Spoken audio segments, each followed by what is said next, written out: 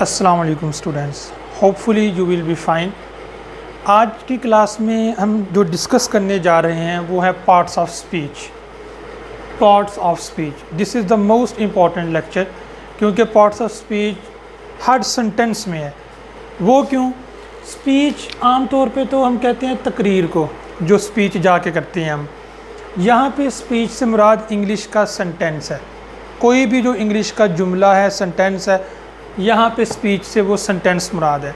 अच्छा, इंग्लिश का जो भी सेंटेंस है उसके डिफरेंट पार्ट्स होंगे, उसके मुख्तलिफ हिस्से होंगे।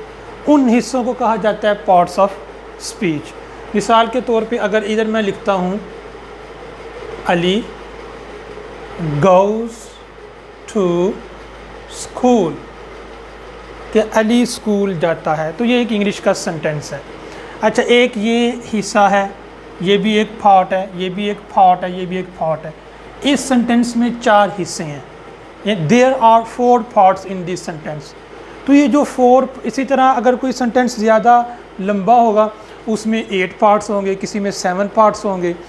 तो ये जो पार्ट्स होते हैं इनको हम कहते हैं पार्ट्स ऑफ स्पीच। ये टोटल 8 हैं। These are 8 parts of speech है।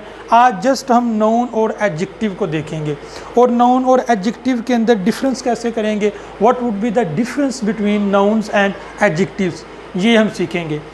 तो आइए सबसे पहले मैं यहाँ पे लिखता हूँ noun. This is the first part of speech. Noun क्या है? इन शॉर्ट किसी भी चीज़ का नाम वो नाउन होता है।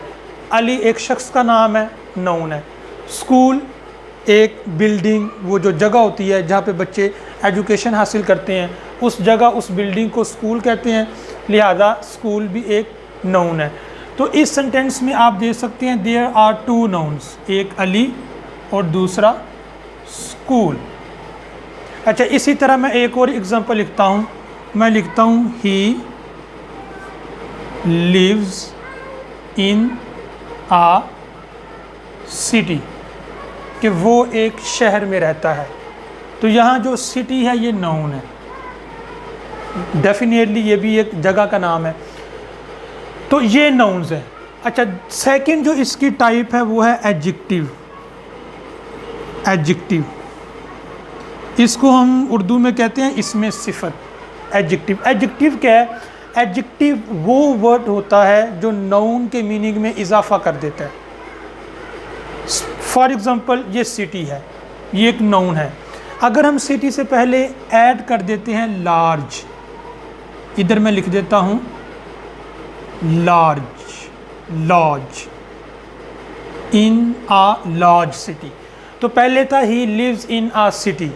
अब हमने सिटी से पहले लगा दिया लार्ज, यानी वो एक बड़े शहर में रहता है। तो ये जो लार्ज वर्ड है इसने सिटी के मीनिंग में इजाफा कर दिया। पहले था शहर, अब है बड़ा शहर। तो हर वो वर्ड जो नाउन के मीनिंग में इजाफा कर दे, कुछ ऐड कर दे, तो उसको हम एडजेक्टिव कहते हैं। सपोज दैट ये मैंने लिखा है मैन, आदमी, ये नाउन है। अगर मैं इससे पहले लिखता हूँ वन मैन, एक आदमी, तो ये जो वन है इसने मैन के मीनिंग में इजाफा कर दिया, तो वन एडजेक्टिव होगा। ये एग्जांपल्स हैं इसकी। अच्छा, अब प्रॉब्लम ये होती है कि बहुत ज़्यादा वर्ड्स ऐसे होते हैं कि स्टूडेंट्स डिफ़िकल्टी फेस करते हैं how to differentiate between nouns and adjective. मैं आपको एक एग्जांपल लेता हूँ। मिसाल के तौर पे ये मैंने एक वर्ड लिखा है एक्सपर्ट। कुछ लोग कहते हैं कि एडजेक्टिव्स जो होती हैं वो खूबियाँ और ख़ामियाँ होती हैं। तो अब एक्सपर्ट है, बज़ाहिर तो ये खूबी है, तजर्बा रखना एक अच्छी चीज़ है। तो इस तरह फिर स्टूडेंट्स सोचते हैं कि ये तो एडजेक्टिव होना चाहिए, क्योंकि फॉर्मल डेफिनेशन एडजेक्टिव की यही है कि जो नाउन के मीनिंग में इजाफा करे। लेकिन समझाने के लिए ये भी कहा जाता है कि एडजेक्टिव्स वो होते हैं कि जो खामियां होती हैं या खूबियां होती हैं, फीचर्स होती हैं, करैक्टरिस्टिक्स होती हैं। उस एतबार से देखा जाए तो एक्सपर्ट पे गौर करें कि एक्सपर्ट नाउन है या एडजेक्टिव है। How can we make difference between noun and adjective? तो इसका मैं आपको एक आसान क्राइटेरिया बताता हूँ, बिल्कुल आसान। ये याद रखें कि जो एडजेक्टिव होता है ना, उसमें वाहिद और जमा का कॉन्सेप्ट नहीं होता। कहने का मतलब ये है कि अगर एडजेक्टिव हो तो एडजेक्टिव के साथ एस का इजाफा नहीं होता, बतौर जमा। एक्सपर्ट, मैं इधर एक वर्ड लिखता हूँ इंटेलिजेंट। इंटेलिजेंट, ये इंटेलिजेंट एडजेक्टिव है, इट इज़ एडजेक्टिव। अब हम ये नहीं कह सकते इंटेलिजेंट्स, यानी एडजेक्टिव की जमा नहीं बनती है। अच्छा, एक्सपर्ट के साथ हम कह सकते हैं एक्सपर्ट्स, ज़्यादा तजुर्बाकार लोग। तो इसका मतलब ये हुआ कि ये नाउन है, क्योंकि वाहिद और जमा का जो कॉन्सेप्ट है सिंगुलर और प्लूरल का, वो नाउन में होता है, एडजेक्टिव में नहीं होता। तो जब भी आपको कोई वर्ड परेशान करे, आपको डिफ़िकल्टी फेस हो रही है कि कैसे पता चले ये नाउन है या एडजेक्टिव है, तो आप एस का फार्मूला, ये याद रखें, एस फार्मूला, एस या ई एस, आप एस फार्मूला लगाएं। आप देखें कि क्या उस वर्ड की जमा बनती है, उसके आगे हम एस लगा सकते हैं। सपोज दैट मैं एक वर्ड लिखता हूँ, इधर मैं एक वर्ड लिख रहा हूँ फ्रेंड। अच्छा, आप कंफ्यूज हो रहे हैं कि फ्रेंड एडजेक्टिव है या नाउन है। तो आप देखें क्या हम फ्रेंड्स कहते हैं, आगे हम एस का इजाफा करते हैं जमा बनाते वक्त, डेफिनेटली करते हैं। तो इट मीन्स फ्रेंड्स नाउन है, ये एडजेक्टिव नहीं है। अच्छा, इसी तरह मैं कहता हूँ स्मॉल, जिसका मतलब होता है छोटा। तो हम इस तरह तो नहीं कह सकते स्मॉल्स, स्मॉल के आगे हमने कभी एस लगाए नहीं है, इट मीन्स ये एडजेक्टिव है। तो ये जो एस फार्मूला है ना, अगर एस लगता है या लग सकता है तो वो नाउन होगा, अगर नहीं लग सकता वो एडजेक्टिव होगा। This is the best formula.